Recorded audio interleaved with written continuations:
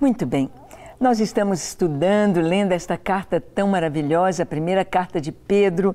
Estamos vendo que Pedro fala muito sobre o cristão, a sua ética de vida, e ele fala sobre o sofrimento. O sofrimento do cristão, a importância dele, o significado disto diante de Deus, a recompensa, porque foi um tempo muito difícil. Na igreja primitiva, os irmãos ali passaram por momentos muito difíceis, por martírio, tendo os seus bens espoliados, vendo a sua casa, a sua família ser invadida, prisão, açoites, escárnios. Mas nossos irmãos ali estavam com o seu rosto brilhando, cheio de alegria por sofrer por Cristo. Iam para o martírio em paz, e havia uma doce alegria, uma doce presença entre eles. Sim, não eram condenados à morte como os que são condenados por seus crimes. Não eram condenados à morte como aqueles que estavam pagando pelos seus feitos errados. Não eram marginais, não eram malfeitores, não eram criminosos. Antes, eram homens e mulheres cheios de amor. Um amor que não os abandonava, mesmo nos momentos mais difíceis. A história nos conta que Nero ficava muito impressionado, pois ele era um homem sempre atormentado, a sua alma atormentada pela maldade dele, do seu próprio coração, atormentado pela culpa, atormentado pela inveja, pela cobiça. E ele ficava impressionado com os cristãos, porque mesmo nas arenas, mesmo sendo lançados às feras, mesmo tendo seus corpos queimados, jamais eles lançavam uma palavra de ódio, jamais eles lançavam impropérios ou maldições sobre aqueles que os estavam matando. Ele não via no seu rosto o medo, ele não via no seu rosto o desespero, mas havia uma paz e uma doce alegria por trás daquela paz. Sim, e Pedro, ao falar para os irmãos a respeito do sofrimento que viria e estava vindo e continuaria vindo por toda a igreja, em todo o tempo, em toda a sua história, Pedro vai falar que Cristo sofreu. Pedro vai nos dar o exemplo de Cristo, o que ele passou por nós. Vamos ver? Abra sua Bíblia na primeira carta de Pedro, no capítulo 3. Vamos ler do verso 18 ao 22. Abra agora a sua Bíblia. Marque este texto. Diz assim: Pois também Cristo morreu uma única vez pelos pecados, o justo pelos injustos, para conduzir-vos a Deus, morto, sim, na carne, mas vivificado no Espírito, no qual também foi e pregou aos espíritos em prisão, os quais no outro tempo foram desobedientes, quando a longanimidade de Deus aguardava nos dias de Noé, enquanto se preparava a arca, na qual poucos, a saber, 8 pessoas, foram salvos através da água, a qual, figurando o batismo, agora também vos salva, não sendo a remoção da imundícia da carne, mas a indagação de uma boa consciência para com Deus, por meio da ressurreição de Jesus Cristo, o qual, depois de ir para o céu, está à destra de Deus, ficando-lhe subordinados anjos e potestades e poderes. Que texto maravilhoso! É um texto um pouco difícil. Há aqui certas expressões, há aqui certas afirmações de Pedro que trazem muitas polêmicas, que trazem muitas indagações, muitos tentam penetrar na profundidade deste texto, mas vamos ver o que o Senhor quer nos dizer. Aqui, Pedro está dizendo que Cristo também morreu. Uma única vez pelos pecados. Cristo também morreu. O que pode nos esperar de sofrimento? A dor a enfermidade, o martírio, a morte, mas Cristo também morreu. Não há um único sofrimento que o ser humano possa ter, dizendo, ah, Jesus não passou por isto, ah, Jesus não experimentou isto. Sim, ele foi provado em todas as coisas, mas diz a palavra, sem pecado. Sem pecado. O Senhor jamais pecou, o Senhor jamais falhou, morto sim, uma única vez pelos pecados, o justo pelos injustos. Ali na cruz havia 2 malfeitores crucificados, um à direita, o outro à esquerda de Jesus. E aquele que estava à sua esquerda lançava impropérios, dizendo, se tu és o Filho de Deus, desce da cruz, salva-te a ti e a nós também. Debochava, escarnecia, estando na mesma condenação. Aquele que estava crucificado à direita, ele reconheceu que Jesus não era uma pessoa qualquer, que Jesus não era alguém como todos os outros homens da terra. Ele reconheceu Deus em Jesus. Ele reconheceu o Messias prometido em Jesus. Possivelmente ele ouvira falar que Jesus abriu os olhos aos cegos, que Jesus purificou leprosos, que Jesus ressuscitou mortos. Ele ouvira falar do poder de Jesus.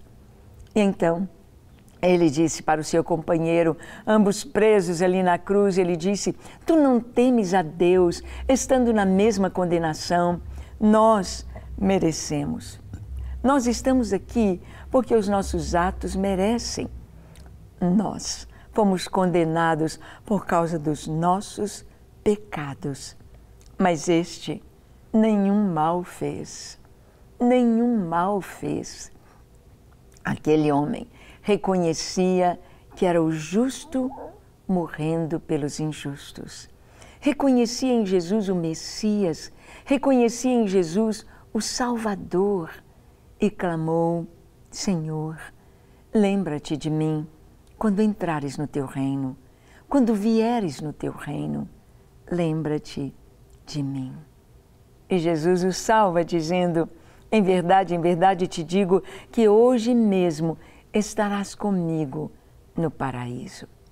Sim, nós vemos ali o reconhecimento de 2 grupos de pessoas. Um grupo dos condenados, o grupo que não crê, o grupo que mantém o seu coração endurecido, dizendo, se és filho de Deus. Se Jesus era o filho de Deus, jamais morreria, jamais passaria pela morte. É isso que os muçulmanos falam. Ah, como que Deus iria passar pela morte? Sim, ele não simplesmente passou pela morte, mas ele deu a sua vida por nós. Ele disse, ninguém tira a minha vida, eu de mim mesmo a dou para tornar a reavê-la.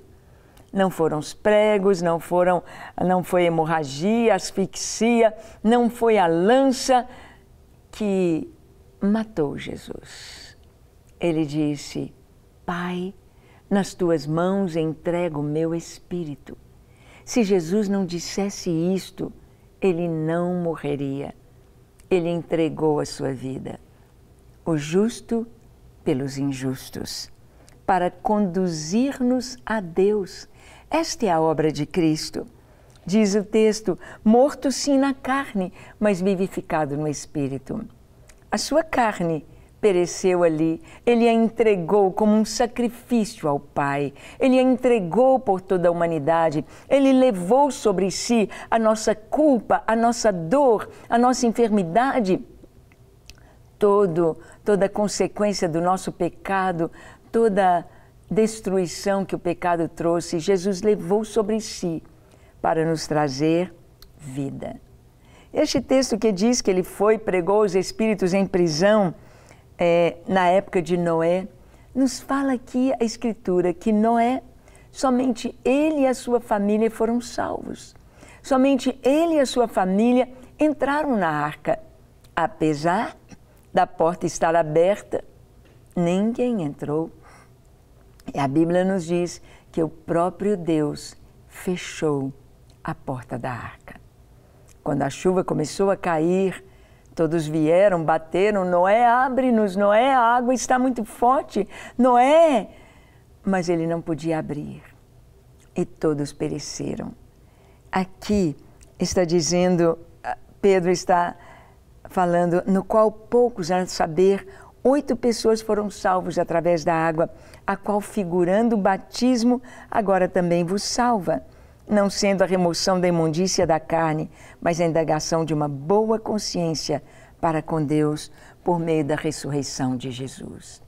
Não que o batismo, simplesmente o passar pelas águas, seja a salvação, mas o significado do batismo, ou seja, Cristo morreu por nós. Quando nós nos identificamos com Cristo, morremos com Cristo, é quando nós somos totalmente cobertos pelas águas.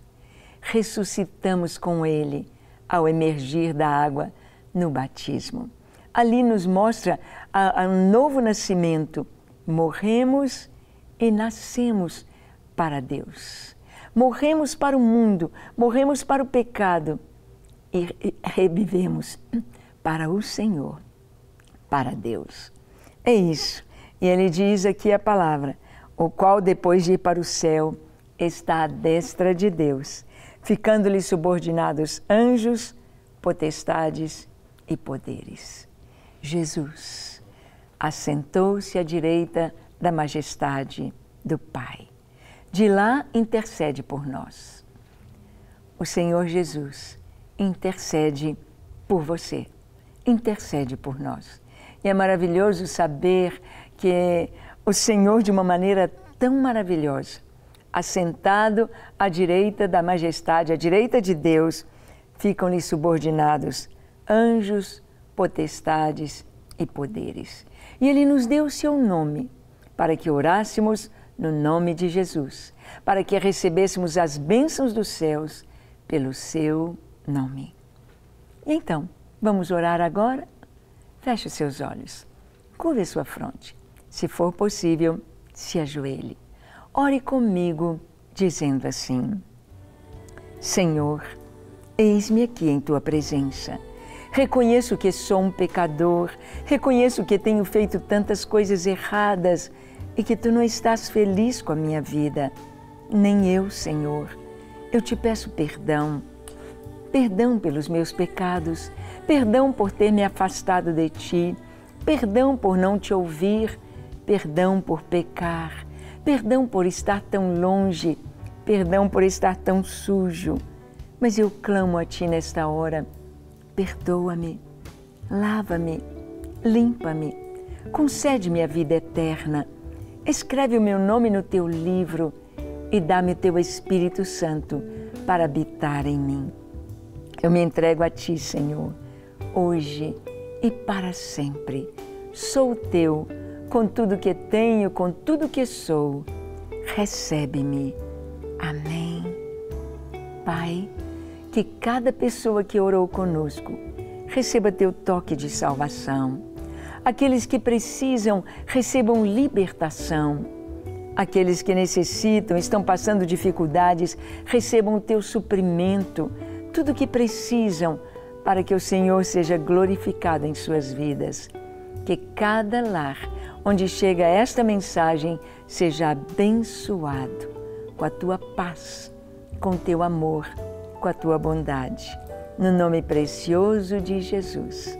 Amém, amém e amém. Graças a Deus. Não quer ficar um segundo por fora da nossa programação? Agora você pode nos acompanhar através das plataformas digitais.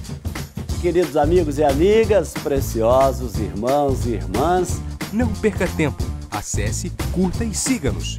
Fique por dentro de tudo o que acontece aqui. Rede Super, inspirando você.